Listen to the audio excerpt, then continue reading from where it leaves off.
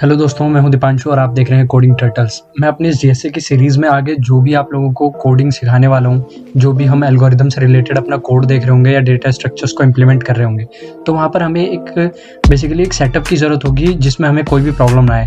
और अगर हम एक साथ कर रहे होंगे तो अगर किसी को कोई इशू भी फेस होगा तो आप लोग कमेंट में लिखकर एक दूसरे से शेयर कर सकते हैं या मैं भी आपकी क्वेरीज को रिजॉल्व कर सकता हूँ। तो ये अच्छा होगा कि हमारे पास सभी के पास एक जैसा सेटअप हो जब हम इस कोर्स को फॉलो कर रहे होंगे। तो जो मैं अपने सिस्टम में सेटअप यूज़ करता हूँ वही आप लोगों को भी दिखाने वाला हूँ, और वो सेटअप काफ़ी अच्छा है। सबलाइम टेक्स्ट यूज़ करता हूँ मैं, और सबलाइम टेक्स्ट जो है वो आप लिनक्स पे भी यूज़ कर सकते हैं, आप मैक अगर आपके पास है उसमें भी यूज़ कर सकते हैं, और विंडोज़ में भी यूज़ कर सकते हैं। तो मैं आपको इस वीडियो में विंडोज़ एंड लिनक्स के लिए सेटअप दिखाऊंगा कि कैसे आप कर सकते हैं उसे। और बाकी अगर आपके पास मैक है तो वो भी थोड़ा बहुत सेम सा ही होगा, तो आप उसको देख लीजिएगा खुद। तो चलिए दोस्तों शुरू करते हैं। सबसे पहले क्या होगा कि हम जो कोड लिखेंगे अपना वो सी या सी प्लस प्लस में होगा, तो उसके लिए हमें अपने सिस्टम में कंपाइलर पहले इंस्टॉल करना होगा। ठीक है, तो हम यहाँ पर विंडोज़ के लिए पहले शुरुआत करते हैं। तो विंडोज़ में हमें मिंग GW आपको पहले इंस्टॉल करना होगा। ठीक है, तो आप लिखिएगा मिंग GW, और या फिर आप यहाँ पर ये भी लिख सकते हैं मिंग GW डाउनलोड। ठीक है, अब देखिए ये जो दोस्तों ये सोर्स फॉर्ज नेट वाली है ना, सोर्स फॉर्ज जो है आपके पास, इस वाली वेबसाइट पे आप क्लिक करिएगा। ठीक है, उसके बाद आपके पास ये आएगा डाउनलोड का ऑप्शन। ठीक है, आप इस डाउनलोड को क्लिक करिएगा और ये डाउनलोड हो जाएगा। ठीक है, ये डाउनलोड विल स्टार्ट शॉर्टली लिखा हुआ है। और इसके बाद मैं नहीं करूँगा, ये मेरा हो चुका है, लेकिन मैं आप लोगों को दिखा देता हूँ एक बार। हाँ देखिए, ये डाउनलोड स्टार्ट हो गया, ये हो चुका है। ये जो फाइल हमने डाउनलोड की है, ये फाइल कुछ भी नहीं है, एक EXE फाइल है। आप इसको डबल क्लिक करके इजीली इंस्टॉल कर सकते हैं अपने सिस्टम में। उसके बाद क्या होगा दोस्तों, जहाँ पर ये आप इंस्टॉल करेंगे, जैसे मैंने अपने सिस्टम में इंस्टॉल किया हुआ है C ड्राइव में, मैं आप लोगों को भी दिखाता हूँ। तो दोस्तों आप C ड्राइव में जाने के बाद आपको एक फोल्डर होगा, प्रोग्राम फाइल्स नेम्स होगा। प्रोग्राम फाइल्स 86 करके भी एक फोल्डर होगा, वो नहीं होगा दोस्तों, लेकिन ये दूसरा फोल्डर है। उसी फोल्डर में आप अंदर जाएंगे तो आपको मिंग GW W64 करके मिलेगा। ठीक है, इस पर आप डबल क्लिक करिए। इंस्टॉल होने के बाद का प्रोसेस बता रहा हूँ मैं आपको। उसके बाद यहाँ आप क्लिक करिए और ये आप देखिए ये मिंग GW है, इस पर क्लिक करिए, और ये बिन फोल्डर के अंदर जाके दोस्तों हमारे पास ये रहा G++ कंपाइलर, हमें इसी की ज़रूरत है। ठीक है दोस्तों, ये जो एप्लीकेशन लिखा है ना, इस फाइल की ज़रूरत है। तो अगर ये इंस्टॉलेशन आपके पास सक्सेसफुल हो जाएगा तो हमें क्या करना पड़ेगा, CMD खोलिए आप, और CMD पे हमें देखना पड़ेगा कि G++ हमारे पास आया या नहीं आया। ठीक है, तो हम इसमें देखेंगे, तो मेरे पास है G++, लेकिन दोस्तों आप अगर कमांड प्रॉम्प्ट पे ऐसे लिख रहे होंगे ना, तो आपके पास लिखा आएगा कि G++ is not recognised as an internal और एक्सटर्नल कमांड।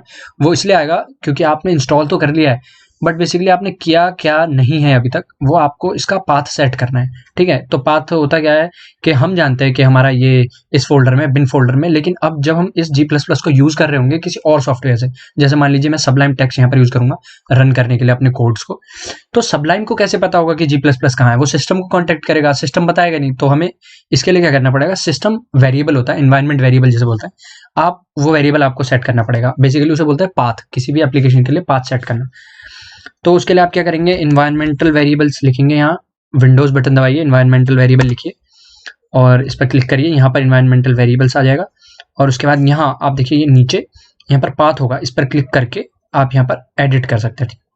ठीक है दोस्तों, अब एडिट करने के बाद यहाँ पर आप न्यू करिए इसको, और न्यू करने के बाद देख सकते हैं आप यहाँ पर आपको ये मांगेगा, है ना, कि आपकी पाथ क्या है। तो आप यहाँ से क्या कर सकते हैं, इस पर राइट क्लिक करिए, या फिर ये ऊपर से भी आप ले सकते हैं, या फिर आप इस पर राइट क्लिक करके यहाँ से कॉपी पाथ का ऑप्शन आता है।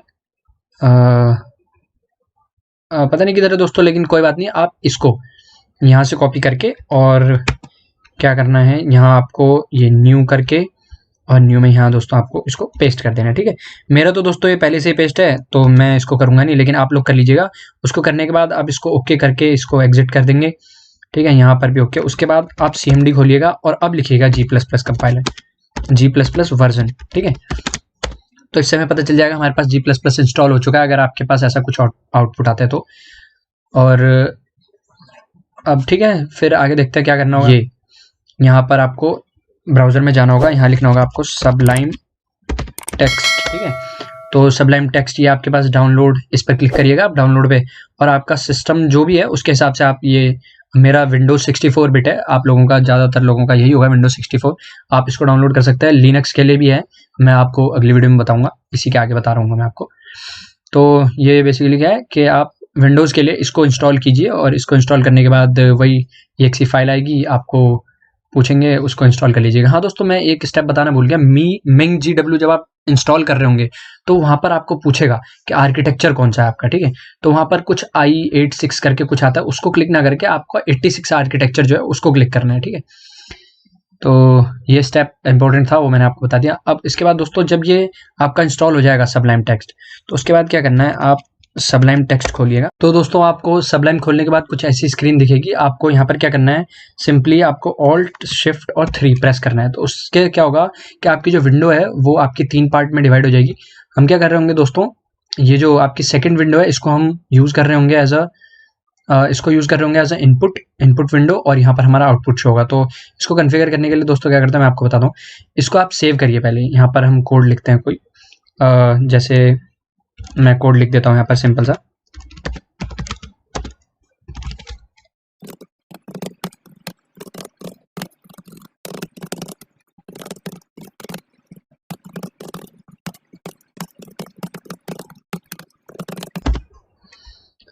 तो दोस्तों मैंने कोड लिख लिया यहाँ पर, इसको मैं सेव कर लूँगा, और सेव मैं किसी भी फाइल में कर सकता हूँ।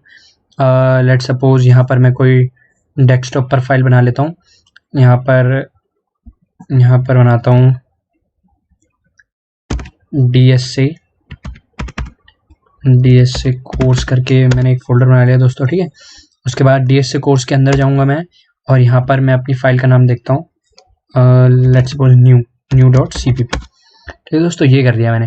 अब आपको करना क्या बेसिकली, अब ये फाइल, अब यहाँ पर हम क्या करेंगे, इस फाइल को यहाँ पर क्लिक करने के बाद सेकंड विंडो में आप क्लिक करिएगा। सेकंड विंडो में क्लिक करने के बाद आप Ctrl+S कीजिए, सेव।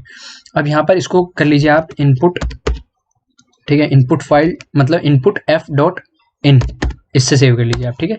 अब दूसरी यहाँ पर थर्ड विंडो में जाइए, यहाँ पर Ctrl+S करिए और यहाँ पर सेव करने के लिए आएगा, इसको कर लीजिए आप output f.in, ठीक है।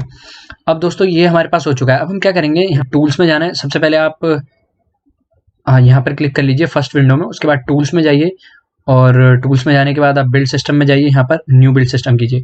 अब दोस्तों यहाँ पर आपको एक कोड कॉपी पेस्ट करना है, वो कोड मैं बता देता हूँ आपको कहाँ से मिलेगा। आप यहाँ पर जाइए, ठीक है, आप ये मेरी प्रोफाइल है गिटहब की, ये आपको मिल जाएगी। अब आप इस प्रोफाइल पे जाने के बाद रिपोजिटरी में जाइएगा, और रिपोजिटरी में आपको मिलेगा एक प्रोग्रामिंग सेटअप, ठीक है। तो दोस्तों यहाँ पर क्लिक करिएगा, और उसके बाद आपको जो विंडोज़ के लिए मिलेगा ना उस पर क्लिक करिए, विंडोज़ C++14, ये windows.sublime build करके होगी फाइल। अब इस पूरे कोड को यहाँ से आप कॉपी कर लीजिए, ठीक है। और कॉपी करने के बाद दोस्तों क्या करना है, कॉपी करने के बाद यहाँ से कॉपी कर लिया मैंने, और सबलाइम में जाएंगे और यहाँ पर इसको पूरे को पेस्ट कर देंगे, ठीक है। अब इसको पेस्ट करने के बाद इसको दोस्तों सेव कर लेंगे, C++14 के नाम से आप कर लीजिए, ठीक है। मैंने ये पहले से ही किया हुआ है।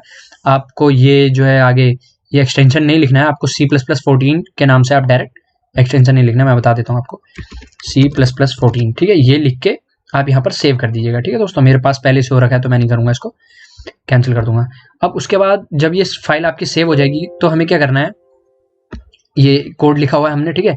अब हमें क्या करना है, यहाँ पर टूल्स में जाना है, बिल्ड में जाना है, और बिल्ड सिस्टम में हमारा C++14 सिलेक्ट कर लेना है, ठीक है। अब ये सिलेक्ट करने के बाद देखिए, अब मैं इसको रन करूंगा, यहाँ पर अब ये प्रिंट हो जाएगा। यहाँ पर आउटपुट वाली स्क्रीन हमारी ये आउटपुट f.in, ठीक है। अब मैं यहाँ पर जब भी आपको ये फाइल रन करनी हो तो पहले इस वाली विंडो में आप एक बार क्लिक कर लीजिएगा। अब इसको मैं रन कैसे करूंगा, देखिए Ctrl+Shift+B, विंडोज में है, Ctrl+Shift+B प्रेस करिएगा, और इसके बाद यहाँ पर आपका आउटपुट आ जाएगा थर्ड विंडो में। दोस्तों यहाँ पर मेरी एरर आ गई थी क्योंकि मैंने यहाँ पर यूजिंग की स्पेलिंग देखिए गलत लिखी हुई है, और ये मैंने मिस कर दिया था, ठीक है। अब हम इसको रन करेंगे Ctrl+Shift+B से, तो हमारे देखिएगा थर्ड विंडो में आउटपुट आ जाएगी, ये आ गया। अब आप देखिए इनपुट के लिए मैं आपको बता देता हूँ। जैसे इनपुट करने के लिए हमें क्या होगा, एक स्ट्रिंग नाम का वेरिएबल ले लेते हैं, लेट सपोज नेम, ठीक है, और हम इसको इनपुट ले लेंगे नेम में, और हम प्रिंट कर देंगे यहाँ पर लेट सपोज नेम प्रिंट कर देते हैं ना, तो नेम। अब ये Ctrl+Shift+B से आप नेम यहाँ पर पहले इनपुट हमें डालना होगा, तो यहाँ पर हम इनपुट डालेंगे, जैसे लेट सपोज मेरा नाम है दीपांशु डाल देता हूँ, ठीक है। अब यहाँ पर आप आइएगा फर्स्ट विंडो पे, उसके बाद आपको Ctrl+Shift+B दबाना है, और यहाँ पर देखिएगा दीपांशु प्रिंट हो गया, ठीक है। और जैसे हमें यहाँ पर कुछ कॉन्कैटिनेट भी करना है तो आप वो भी कर सकते हैं ना, तो हाई करके कुछ भी, ठीक है, Ctrl+Shift+B करेंगे तो यहाँ पर आ जाएगा दीपांशु हाई, ठीक है। तो ठीक है दोस्तों, ये हमारे पास विंडो का सेटअप था कि कैसे हम विंडोज़ में जो है वो प्रोग्रामिंग सेटअप जो मैं यूज़ करता हूँ वही आप लोगों को भी मैंने इंस्टॉल करवाया, तो कैसे सेटअप कर सकते हैं ये मैंने आपको दिखाया। अब दोस्तों लिनक्स और मैक के लिए भी सेम यही प्रोसेस होगा। अब मैं आपको लिनक्स के बहुत सारे डिस्ट्रीब्यूशन है, मैं रेड हैट यूज़ करता हूँ, मेरे पास यूबंटू अभी इंस्टॉल नहीं है मेरे पास अभी इस सिस्टम में, तो मैं आप लोगों को, ज़्यादातर लोग जो है यूबंटू यूज़ करते हैं तो मैं नहीं दिखा सकता, लेकिन आपको कोई प्रॉब्लम वाली बात नहीं है। आप नेट पे लिखिएगा Sublime Text 3, जब आपको Sublime का डाउनलोड करने का पेज आएगा, Text 3 अभी लेटेस्ट है, आप Sublime Text लिखिएगा और डाउनलोड के सेक्शन पे जाइएगा। और लिनक्स के लिए आप लोग यहाँ से 64 बिट का अगर आपका सिस्टम है तो लिनक्स के लिए इंस्टॉल कर सकते हैं Sublime Text। उसके बाद Sublime Text को डाउनलोड करने के बाद आपको कुछ नहीं करना है, सिंपली मैंने जो आपको अभी गिटहब की रिपोजिटरी में जाना है, उसके बाद आपको यहाँ पर प्रोग्रामिंग सेटअप मिलेगा, यहाँ जाना है, उसके बाद आपको लिनक्स का मिलेगा, यहाँ पर लिनक्स वाला बिल्ड में जाना है, और उसके बाद यहाँ से आपको ये चीज़, ये पूरा पार्ट कॉपी कर लेना है, ठीक है, यहाँ तक। उसके बाद कॉपी करने के बाद आपको Sublime खोलना है, और मैंने आपको बताया कि Sublime में, मैं आपको एक बार फिर से बता देता हूँ, Sublime में आपको टूल्स पे जाना है और उसके बाद बिल्ड सिस्टम, यहाँ न्यू बिल्ड सिस्टम, और इस कोड को कॉपी कर देना है जो आपने वहाँ से कॉपी किया था, उसी को कॉपी पेस्ट मारना है और कुछ नहीं करना है। और उसके बाद आपको उस फाइल को सेव कर देना है बिना किसी एक्सटेंशन के, और उसके बाद दोबारा यहाँ पर आकर आपको उस फाइल जो नाम से आपने सेव किया था उसको आपको सिलेक्ट कर लेना है, ठीक है। उसके बाद सिलेक्ट करने के बाद दोस्तों ये मत भूलिएगा आप, ये मैंने जो 3 सेक्शन में डिवाइड किया है इसको आप Alt+Shift+3 से कर सकते हैं, ठीक है। यहाँ पर आपको दिख जाएगा व्यू के अंदर शॉर्टकट्स में, व्यू पर आप क्लिक करेंगे तो यहाँ पर लेआउट, ये देखिए आप, है ना, जितने सेक्शंस में आप डिवाइड करना चाहते हैं। बेसिकली हमने 3 सेक्शंस में किया है, क्योंकि एक में हम कोड लिखेंगे, एक में इनपुट और एक में आउटपुट होगा हमारा। तो ठीक है दोस्तों, इस वीडियो में हमारा यही मैंने आपको बताया कि मैं जो प्रोग्रामिंग के लिए सेटअप यूज़ करता हूँ वही आप लोग भी यूज़ कर सकते हैं, और आगे जब मेरा कोर्स आप फॉलो कर रहे होंगे डेटा स्ट्रक्चर का तो आपको कहीं भी कोई भी प्रॉब्लम नहीं आएगी। तो ठीक है दोस्तों, हम नेक्स्ट वीडियो में देखेंगे, डेटा स्ट्रक्चर को स्टार्ट कर रहे होंगे हम, the basics of data structure, next video में डिस्कस करेंगे। थैंक्स फॉर वॉचिंग दोस्तों, मिलते हैं नेक्स्ट वीडियो में, अंटिल देन गुड बाय।